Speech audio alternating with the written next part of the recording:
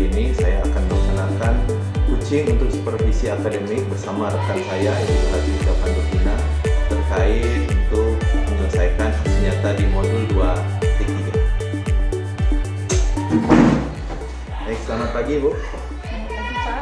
Gimana kabarnya? Alhamdulillah baik Pak, luar biasa. Sehat ya?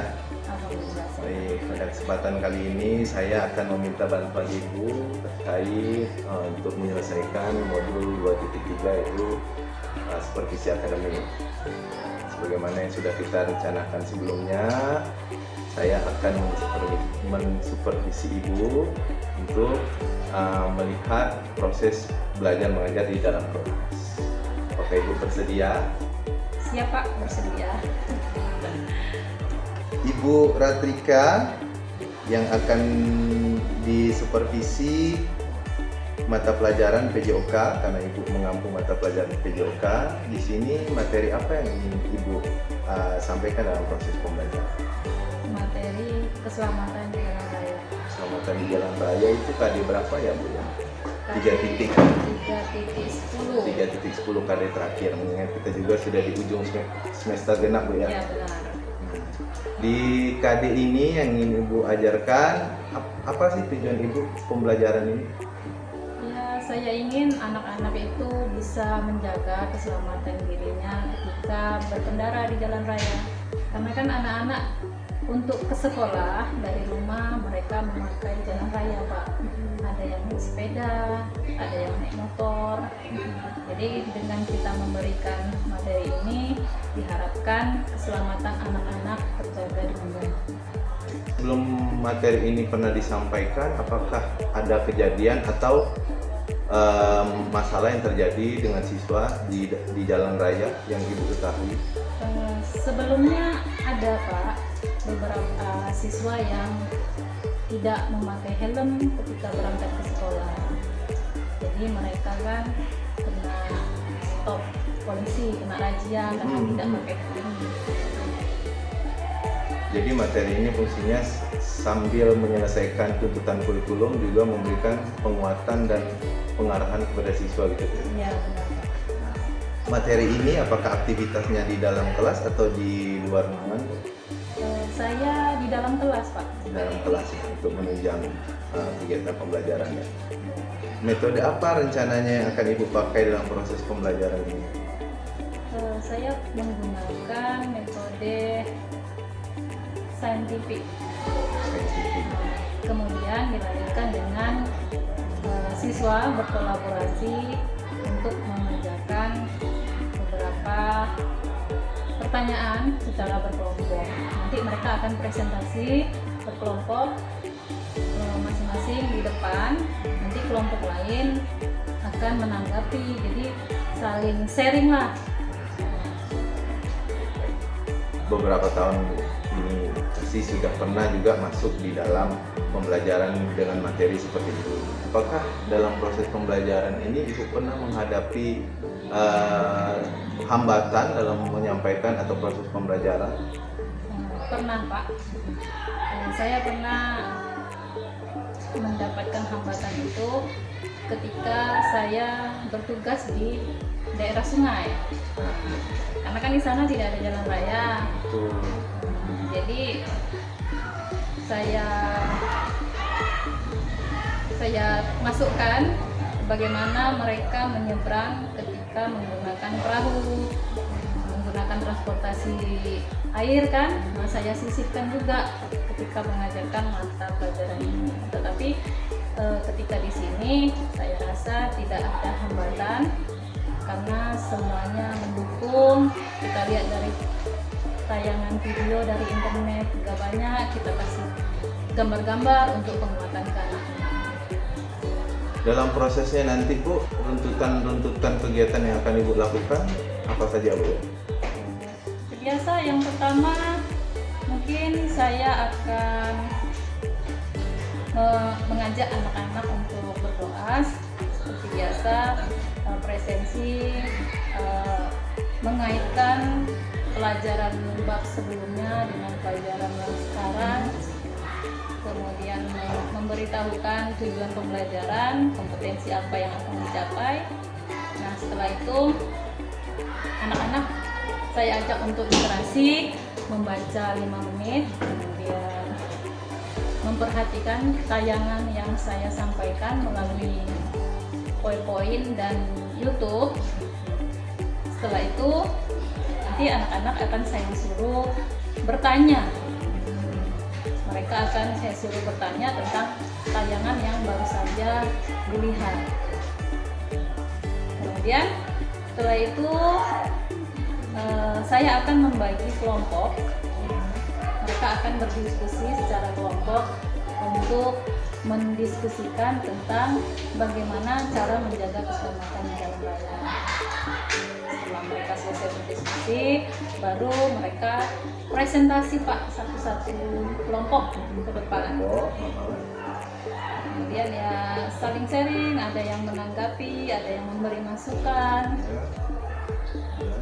Kemudian setelah kelompok semua selesai, baru saya akan memberikan penguatan lagi di depan. Untuk refleksi Bu ya? Ya, untuk refleksi. Merangkum dari mulai kelompok 1 maju presentasi, saya rangkum jadi satu, bersama anak-anak merangkum. Baik. Sudah sangat jelas Bu yang Ibu sampaikan. Yang ingin saya tanyakan selanjutnya, untuk tahap penilaian atau evaluasi, metode apa yang Ibu gunakan untuk penilaian maupun evaluasi dalam materi? Kalau untuk penilaian pengetahuan, saya menggunakan tes tertulis. Soal-soalnya kan ada dalam LKS ya Pak ya. Nah, untuk penilaian keterampilan, saya menilai anak-anak itu dari proses diskusinya sampai ke presentasi per kelompok. Berarti dalam artian keaktifan dan pemahaman di lapangan Bu ya. Sudah yang Ibu sampaikan sudah sangat runtut sekali. Saya pun punya gambaran bahwa saja proses pembelajaran ini nantinya bisa berjalan dengan lancar. Seperti itu. Nah, dalam prosesnya nanti apakah Ibu perlu bantuan ataupun support dari orang lain agar pembelajaran ini bisa terlaksana? Mungkin perlu Pak. Ya, seperti kalau membuat media gitu kan, membuat media saya kan terus terang punya keterbatasan. Membuat video dari Canva, media pembelajaran dari Canva kan masih jauh sekali. Jadi saya perlu bimbingan untuk bagaimana sih cara membuat video pembelajaran.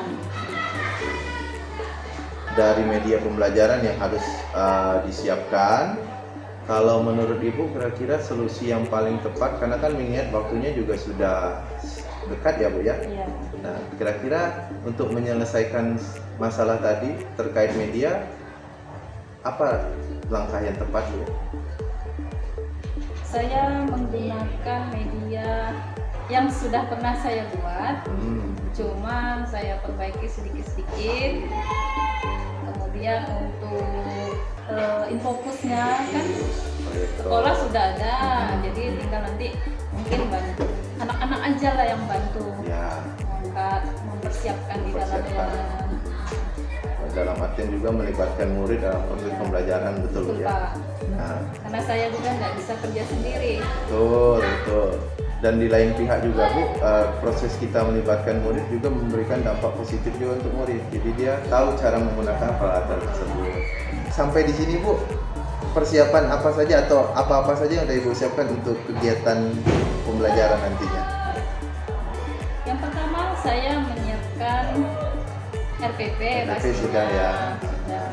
Kemudian Materinya sudah. Medianya juga sudah. Berarti dalam artian hampir semua sudah tersedia, tinggal eksekusi aja Bu ya. Nah, baik. Rencananya kapan Ibu akan melaksanakan proses pembelajaran ini? Besok hari Rabu jam pertama sampai jam 3. Jam pertama sampai jam ketiga. Baik Ibu. Saya rasa itu yang bisa saya sampaikan di tahap di pra-observasi ini.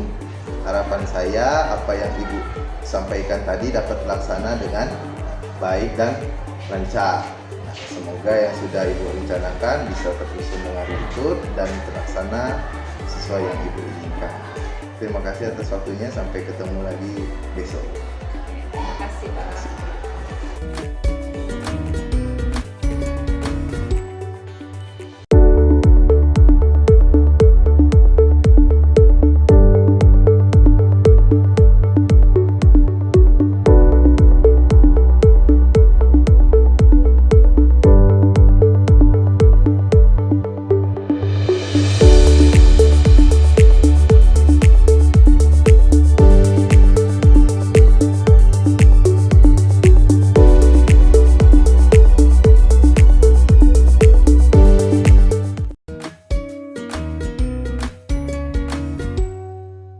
Selamat siang Ibu.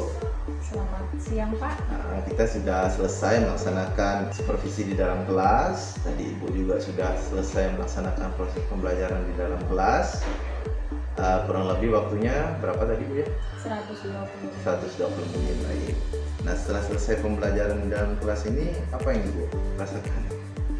Saya merasa lega Pak, sudah menyampaikan materi dengan baik kepada anak-anak yang terlepas. Ada beberapa anak yang mungkin kurang memahami, tapi saya sudah berusaha semaksimal mungkin menyampaikan materi kepada mereka. Dari yang Ibu sampaikan berarti ada puasnya, ada senangnya, namun ada juga kurang puasnya karena ada satu dua hal kurang lebih begitu ya. Ya. Nah, dalam proses tadi, apakah rencana yang Ibu laksanakan sudah dapat berjalan? Alhamdulillah sudah berjalan Pak, sesuai dengan tahapan. Dari tahapan persiapan tadi bagaimana? Tahapan persiapan, alhamdulillah anak-anak dari awal tadi ikut membantu mengambil fokus, laptop, ikut memasangkan instalasinya di dalam kelas, jadi sangat terbantu sekali. Dalam proses pembelajaran, apakah sesuai rencana dan waktu yang Ibu tentukan atau bagaimana? Ya, sesuai rencana Pak, cuma tadi ada lebih sedikit di kegiatan foto, melebihi waktu yang Melebihi dari rencana yang sudah direncanakan. Kira-kira lebih karena apa Bu? pada saat presentasi per kelompok, ada beberapa kelompok itu yang vakum gitu Pak. Jadi saya harus berpikir lagi nyari pertanyaan pemantik untuk anak-anak supaya anak-anak itu mau bertanya gitu kan. Tidak terlalu mengikuti atau vakum, tidak respon terhadap proses pembelajaran. Iya. Ya. Kemudian pertanyaan pemantik apa yang Ibu gunakan untuk membuat mereka biar mengikuti pembelajaran dengan baik?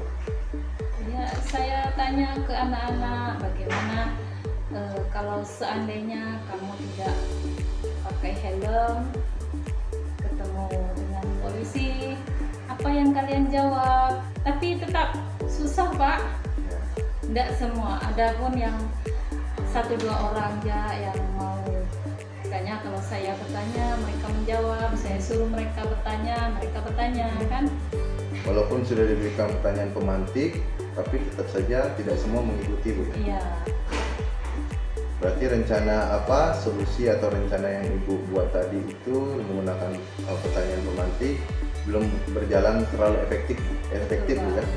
Nah, kira-kira ke depan cara yang kita bisa gunakan atau Ibu gunakan biar semua bisa mengikuti, kira-kira bagaimana Bu? Kedepannya di kelas itu mungkin saya rubah untuk kolaborasi, akan saya rubah menjadi kerja individu saja. Ya, kerja individu. Karena kalau per kelompok mungkin ada yang udah biar dia yang ngerjakan, nanti dia juga yang tampil ke depan presentasi gitu kan. Nah, jadi nanti kedepannya saya mau individu, saya kasih waktu mereka beberapa menit untuk memahami materi kan. Lalu saya panggil satu-satu ke depan untuk presentasi masing-masing. Menyampaikan hasilnya Bu ya. Baik, dari rencana yang awalnya kelompok, setelah dievaluasi sebaiknya menggunakan pola individu saja Bu ya. Kalau kira-kira dari model kita ibu rubah dari kelompok ke individu, ada tantangannya sama nggak dengan yang kelompok? Tantangannya beda Pak. Soalnya harus lebih memotivasi anak-anak kan, karena memang harus tampil semua ke depan. Harus lebih memotivasi supaya mereka mau, supaya mereka berani lah, intinya berani tampil di depan teman-temannya. Karena beda, kalau kelompok tuh bisa rame-rame ya, Ya, tapi bisa kalau rame-rame maju. individual tuh kan cuman sendiri saja ya. Nah, baik, itu hambatan pertama ya Ibu alami dalam proses pembelajaran tadi. Kemudian dalam tahap evaluasi atau penilaian, apakah dapat berjalan dengan baik? Untuk penilaian dapat berjalan dengan baik Pak, karena kalau per kelompok maju memang nilainya kan harus sama. Tapi ada saya garis bawahi untuk yang vakum, yang pasif. Yang pasif saya kasih tanda sendiri. Sebetulnya lebih enak sih kalau penilaian teman sejawat. Cuma tadi saya ambil inisiatif untuk saya yang menilai prosesnya. Tadi Ibu sampaikan penilaian teman sejawat Bu ya. Penilaian teman sejawat yang bagaimana yang bisa diterapkan dalam proses pembelajaran ini? Menilai temannya ketika melakukan sesuatu, misalnya kelompok satu yang maju ke depan, yang menilai itu kelompok lain. Oh iya. Kelompok 2, 3, dan 4. Terus dalam proses penilaian apakah ada range-nya atau tergantung mereka aja mau nilainya berapa? Saya kasih rank Pak. Berarti langkah awalnya guru harus menyiapkan dulu cara Ya, nilainya gitu ya. harus menyiapkan dulu cara Nah, nilai. kemudian dilanjutkan dengan siswa menilai gitu ya. Oke, berarti itu salah satu solusi yang bisa Ibu pakai juga untuk proses pembelajaran berikutnya Bu ya. Ya, betul Pak. Nah, apakah Ibu merasa pembelajaran ini berhasil? Merasa sedikit berhasil. Berarti tidak 100% Bu ya? 80% Pak. 80%. Berarti, kenapa ada 20% tuh Bu? Ya mungkin memang kesalahan dari saya sendiri yang kurang membaca situasi kan, kurang tanggap menangani anak-anak. Nanti ke depannya nih, Ibu kan sudah merefleksikan diri, oh ada 20% nih yang tidak berhasil. Ada kendala yang disampaikan di awal. Nah, bagaimana Ibu mensiasati agar 20% ini tidak ada lagi di pembelajaran berikutnya? Saya akan melihat video-video interaktif bagaimana cara mengajar menggunakan model-model pembelajaran yang menarik biar anak-anak termotivasi atau semangat lah ikut Pembelajaran ya. Karena yang namanya olahraga kalau di dalam kelas anak-anak kan nggak betah Pak. Betul. Mereka pengennya cepat keluar. Itu aktivitas di luar ruangan. Ya, mereka nggak mau lama-lama di dalam kelas. Berarti memang seorang guru olahraga tuh harus mampu mensiasati pembelajaran saat dia ada di dalam kelas tuh ya. Di medianya tadi Ibu bilang mencari informasi baru, referensi baru, metode baru agar Ibu bisa melaksanakan kegiatan tersebut. Nah, dari rencana yang Ibu udah buat tadi, kapan Ibu akan mulai menerapkan rencana-rencana baik yang Ibu kerjakan tadi? Secepatnya Pak, sambil berjalan. Ataupun mulai nanti tahun ajaran baru. Karena kan ini kita sebentar lagi mau ulangan. Cepatnya akan dieksekusi. Seberapa besar Ibu? Ini kan Ibu udah punya rencana, sudah rencana Ibu, solusi Ibu sudah ada, rencana sudah ada, kapan mau melaksanakan sudah ada ya kan? Nah, yang ingin saya tanyakan adalah seberapa besar komitmen Ibu bisa melaksanakan rencana tersebut? 100% Pak. 100%. Baik. Berarti secara artian Ibu memang sungguh-sungguh untuk melaksanakan rencana tersebut. betul ya? Betul Pak. Nah, selanjutnya dalam proses rencana nanti, apakah Ibu memerlukan bantuan orang lain? Pasti Pak, Ya, pasti sangat memerlukan. apa-apa saja tuh Bu yang diperlukan untuk bantuan? Ya, yang pasti yang pertama bagaimana kita mendesain video pembelajaran. Kan kalau kita membuat sendiri, kita lebih tahu karakteristik peserta didik kita bagaimana, yang relevan dengan wilayah tempat tinggal kita, di lingkungan sekolah, kan kita yang lebih tahu. Jadi kalau media yang langsung kita ambil dari YouTube, kan banyak yang tidak sesuai dengan geografis kita. Betul. Ya, nanti saya minta bantuan Bapak. Bisa Bu, bisa. Berarti Ibu perlu bantuan saya.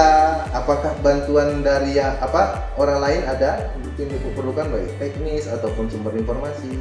Ya, sumber informasi ya mungkin saya akan sharing. Saya minta sharing dengan kawan-kawan guru yang sama-sama ngajar PJOK ataupun dengan guru-guru lain yang di luar mapel PJOK. Saya sudah mengumpulkan informasi yang cukup terkait hasil supervisi yang di kelas tadi. Sudah ada solusi, sudah ada rencana, sudah ada tanggal eksekusi dan komitmen Ibu untuk melaksanakan eksekusi nanti. Ibu, terima kasih atas waktunya sudah menyelesaikan tahapan supervisi akademik di modul ini. Saya dapat banyak pembelajaran juga dari Ibu untuk proses ke depan saya mengajar. Terima kasih Bu ya. Sama-sama Pak. Selamat siang. Selamat siang.